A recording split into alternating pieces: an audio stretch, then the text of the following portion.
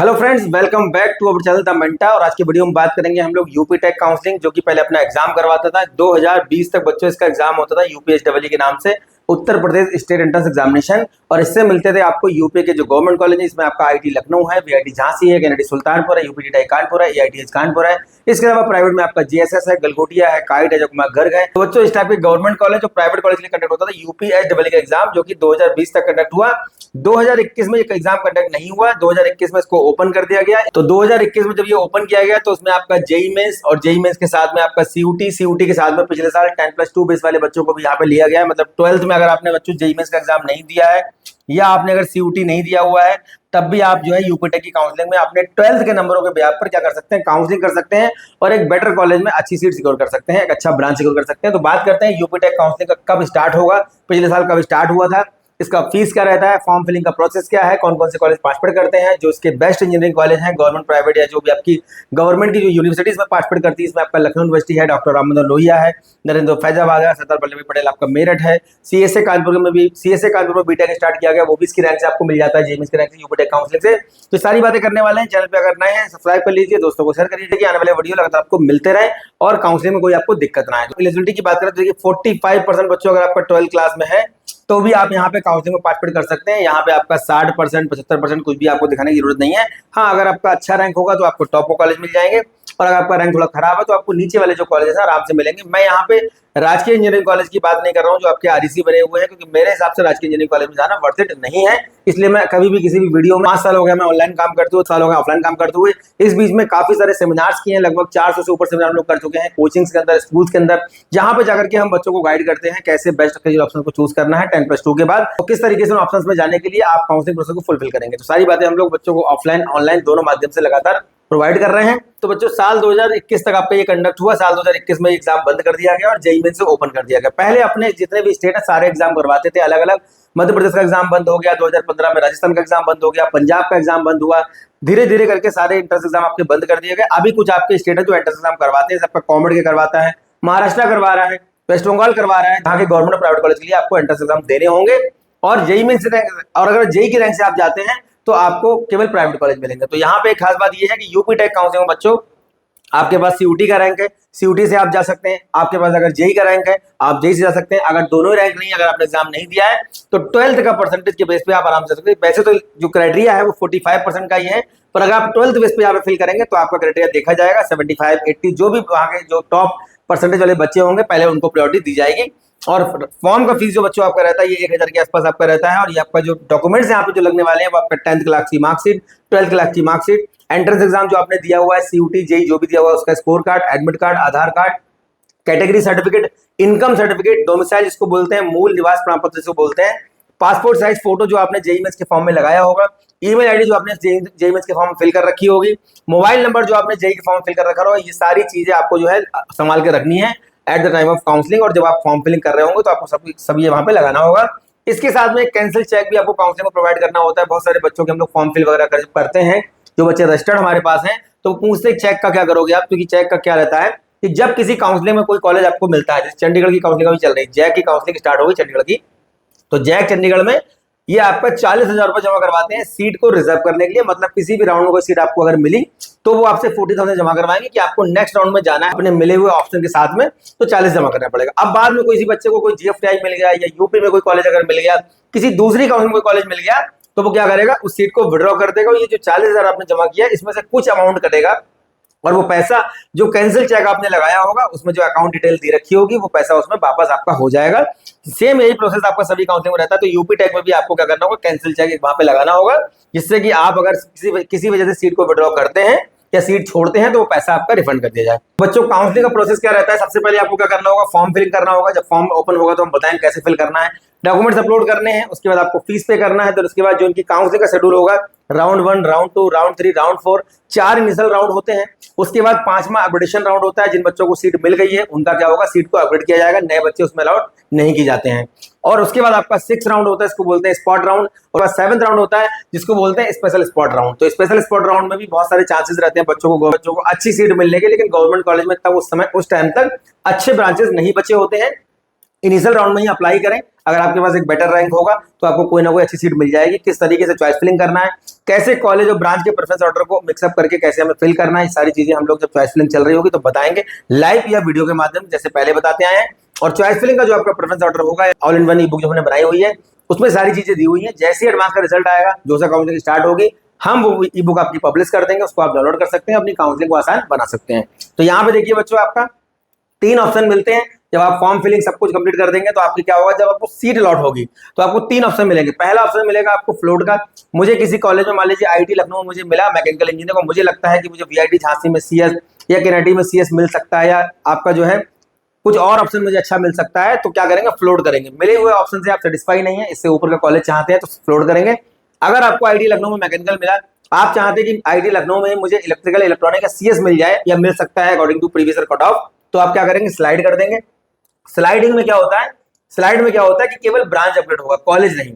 तीसरा ऑप्शन होता है आपका फ्रीज का। जो ऑप्शन आपको मिला हुआ है, अगर आपसे टोटली सेटिस्फाइड है तो आप अपनी सीट को फ्रीज कर दीजिए, एक्सेप्ट कर लीजिए, फिजिकल रिपोर्टिंग करिए सारे डॉक्यूमेंट लेकर के, और उस टाइम पे आपको फाइनली आपकी सीट वो रिजर्व हो जाएगी। तो इस तरीके से आपका उसमें विड्रॉ का ऑप्शन रहता है, लेकिन लास्ट में कि अगर उससे बेटर कॉलेज कहीं आपको मिला तो आप अपना विड्रॉ कर सकते हैं।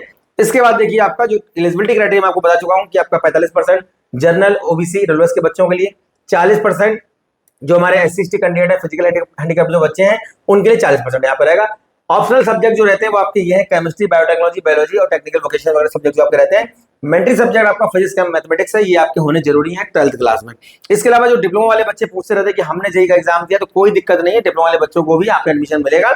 जेई मेंस की रैंक से अगर आप जा रहे हो तो आपको लेटरल एंट्री में नहीं मिलेगा, आपको पहले साल में मतलब बीटेक जो फर्स्ट ईयर है उसमें एडमिशन दिया जाएगा।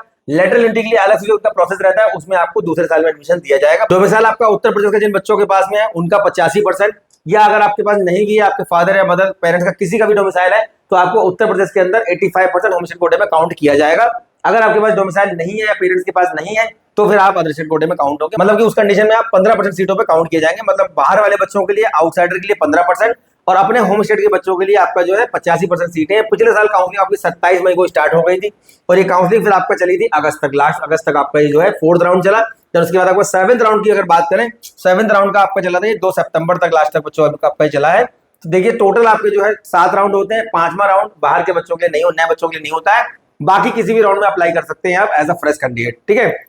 अब बात करते हैं हमारा जो मोस्ट रैपिड कॉलेज यहाँ पे आईटी लखनऊ। अगर फीस की बात करें 89,700 हमारी लगभग फीस रहती है।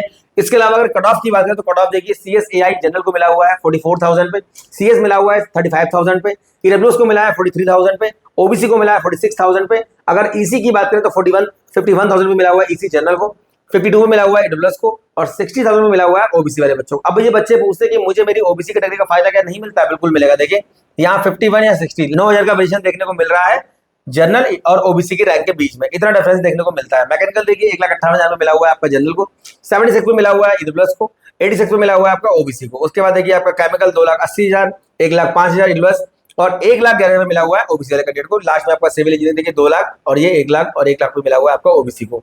देन दूसरा जो हमारा कॉलेज है वो केनेडी सुल्तानपुर है, 67,000 हमारी फीस है, काफी पुराना कॉलेज हमारा ये। अगर ब्रांच की बात करें तो 69,000 में देखिए बंद हो रहा है कंप्यूटर साइंस और 69,887 में मिल रहा है ईडब्ल्यूएस वाले बच्चों को और 70 में मिल रहा है ओबीसी वाले कैंडिडेट को। 100 एकड़ में बना हुआ कैंपस है, 1976 का स्टेबलाइज कैंपस है आपका ये। इलेक्ट्रॉनिक मिला है 1,26 पे, 1,11 पे मिला है ईडब्ल्यूएस को, 1,15 मिला है ओबीसी वाले बच्चों को। लास्ट देखिए सिविल इंजीनियरिंग 4,73,000 मिला हुआ है जनरल को, 2,40,000 मिला हुआ है ईडब्ल्यूएस को और 2,21,000 मिला हुआ है ओबीसी वाले कैंडिडेट को। उसके बाद देखिए नेक्स्ट हमारा तो कॉलेज वीआईटी झांसी, अच्छा कॉलेज है।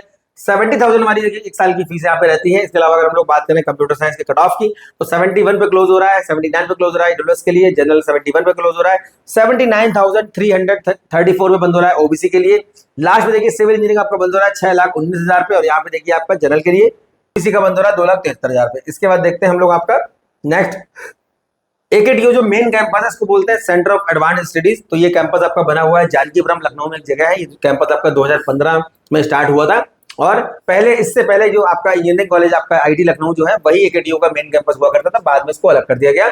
CSE देखिए आपका बंद हो रहा है 89 पे, 1,09,000 पे ईडब्ल्यूएस, ओबीसी को मिल रहा है 1,21,000 पे। CSE EI देखिए 1,03,000, 1,11,000 ईडब्ल्यूएस, 1,30,000 में मिल रहा है ओबीसी को। लास्ट में मैकेनिकल इंजीनियरिंग देखिए आपका 3,59,000 में मिला हुआ है जनरल को और उसके बाद ओबीसी देखिए आपका 1,81,000 में मिल रहा है। देन उसके बाद देखते हैं हम लोग आपका AITH कानपुर जो कि हमारा सेमी गवर्नमेंट कॉलेज है और यहाँ पे देखिए CSE जो आपका है 157 बंद हो रहा है। 2,16,000 ईडब्ल्यूएस, 1,82,000 ओबीसी। अगर हम लोग इलेक्ट्रॉनिक की बात करें 2,33,000 जनरल, 2,47,000 ईडब्ल्यूएस और 2,62,000 बंद हो रहा है ओबीसी को। जो बायोटेक और जो केमिकल ब्रांचेस हैं, यहाँ पे ये बच्चों दिया हुआ है सीयूटी का। जो बच्चे 10+2 और सीयूटी के स्कोर से वहां पे अप्लाई कर रहे हैं, उनका देखिए यहाँ पे रैंक थोड़ा ज्यादा दिखा रहा होगा, क्योंकि सीयूटी में ज्यादा बच्चे पार्टिसिपेट करते हैं, इसलिए यहाँ पे सीयूटी का देखिए रैंक लिखा हुआ है। सीयूटी से भी एडमिशन होता है, जिन बच्चों ने सीयूटी से अप्लाई कर रखा है उनका सीयूटी कट ऑफ वहां पे दिखाएगा। तो कुल मिलाकर अगर जेईई मेंस आपने नहीं दिया है, तब भी आप सीयूटी के मतलब रैंक से, स्कोर से यहाँ पे अप्लाई कर सकते हैं।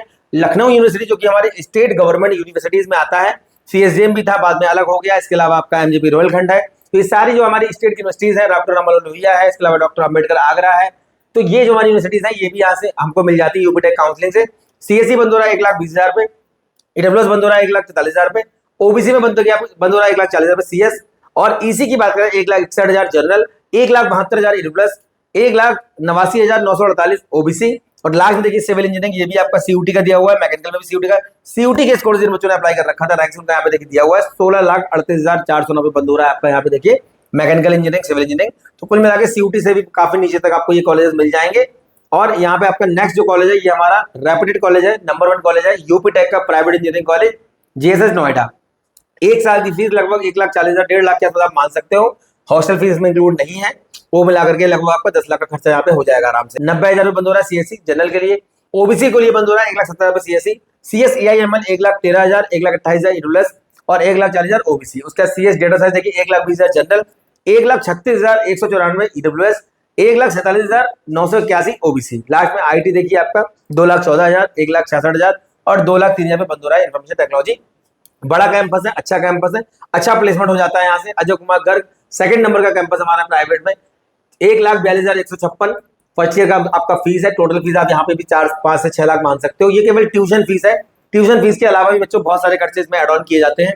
जो बच्चे ट्यूशन फीस यूनिवर्सिटी के लिए अप्लाई करते हैं, एफडब्ल्यू के लिए, उनका ये ट्यूशन फीस माफ हो जाता है।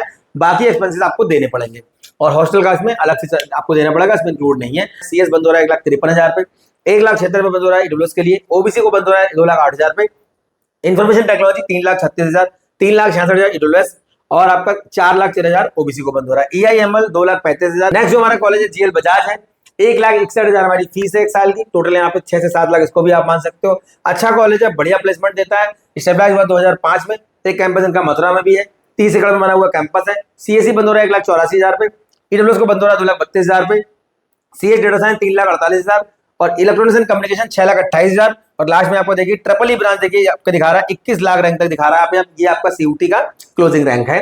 तो ये सीयूटी से भी मिल जाएंगे बच्चों को कॉलेज, आपको किससे मिलेंगे, जेईई में से भी मिल जाएंगे। गलगोटिया देखिए आपका, गलगोटिया देखिए हमारा बहुत अच्छा कॉलेज है। यहाँ पे देखिए 1,15,000 की फीस है, मतलब इसको मान सकते हो लगभग 5 से 6 लाख इसको फीस मोटा मोटा आप मान सकते हो।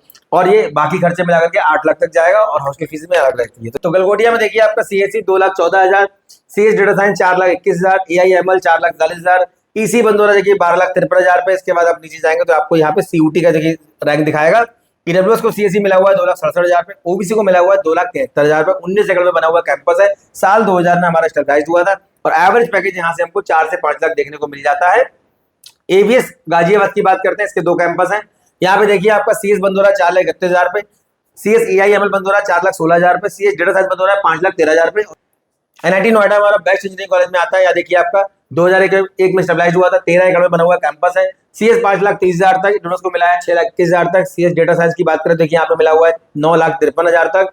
सीएस एआई मिला हुआ है 6,92,000 तक। और नीचे वाला जो हमारा है, ये हमारा सीयूटी का क्लोजिंग रैंक है। बच्चों ये रहा हमारा यूपी टेक का कट ऑफ। जितने भी ऐसे बच्चे हैं जो यूपी टेक में पार्टिसिपेट करना चाहते हैं, कोई भी क्वेरी, कोई भी डाउट, कोई भी अगर आपका क्वेश्चन है, कोई भी आपकी समस्या है, नंबर दिए गए संपर्क कर सकते हैं। अगर नियर बाय प्लेसेस से हैं तो लखनऊ, कानपुर, दिल्ली रोड की हमारे ऑफिस हैं, आगे कंसल्ट कर सकते हैं। जैसे ही आपको यूपी टेक काउंसलिंग स्टार्ट होगा, हम लोग डिटेल में बताएंगे कैसे चॉइस फिलिंग करना है, किस तरीके से फॉर्म फिलिंग करना है, और किस राउंड तक आपको अपनी रैंक के अकॉर्डिंग आपको वेट करना है। सबसे बड़ा क्वेश्चन बच्चों के दिमाग में रहता है कि मुझे किस राउंड में कॉलेज मिलेगा, कैसे मिलेगा, कब मिलेगा, सब बताने के बाद में क्वेश्चन बचा रहता है कि मुझे कब मिलेगा, किस राउंड में मिलेगा। बहुत सारे बच्चे ऐसे होते हैं जो इनिशियल राउंड में पार्टिसिपेट करते हैं, पर रैंक अच्छा नहीं होने के कारण शुरुआत के राउंड में उनको अलॉटमेंट नहीं मिल पाता है और वो गिव अप मार देते हैं। तो बच्चों शुरुआत से अप्लाई करके आपको लास्ट तक लगे रहना है। स्पॉट राउंड तक जाना है, कभी कभी स्पॉट राउंड में जैकपॉट लग जाता है।